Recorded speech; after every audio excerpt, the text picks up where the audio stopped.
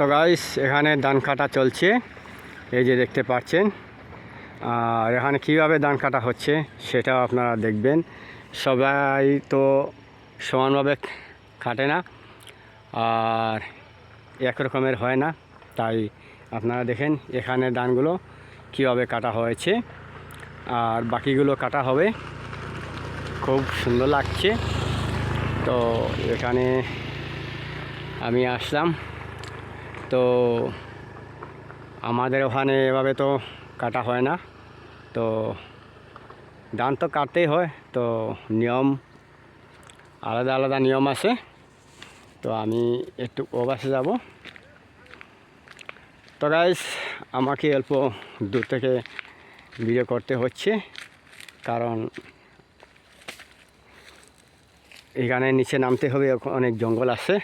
এই যে নামতে হলে জঙ্গল আছে, তাই আমি নামলাম না। এই যে দেখেন খুব ভালো লাগছে।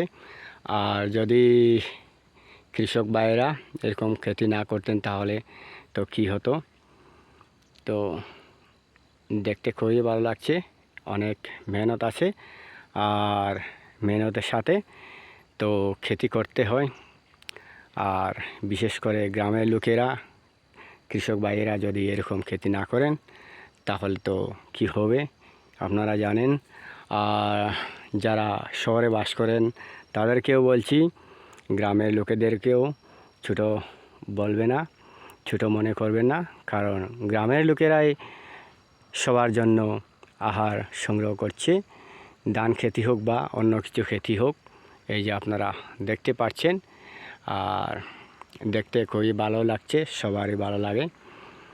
আর কিন্তু যখন সেগুলা খেতি করা হয় অনেক কষ্ট হয়, অনেক বৃষ্টির মধ্যেও এখানে হাল চাষ করতে হয়। আর এত রৌদ্র, বর্তমানে আমি দাঁড়িয়ে আছি সেখানে রৌদ্র আছে, তবু আমি আপনাদেরকে অল্প শেয়ার করলাম, কারণ ধান সময় মতো কাটতে হবে। রোদ হোক বা যাই কিছু হোক, সময় মতো ধান না কাটলে হবে না। তাই আমি আবার কৃষক ভাইদেরকে একবার ধন্যবাদ জানাচ্ছি এরকম খেতি করার জন্য। আর গাইজ আপনারাও দেখেন এখানে কীভাবে ধান কাটা হচ্ছে, যে সব জায়গায় সমানভাবে কাটা হয়নি। তো আমারও মনে হয় এখানে নিয়ম একটু অন্যরকম, ধান কিছু অন্যরকমভাবে কাটা হচ্ছে। আর দেখে খুবই ভালো লাগছে।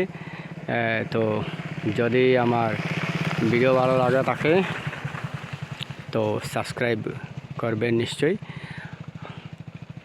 ওকে, বাই, জয় হিন্দ।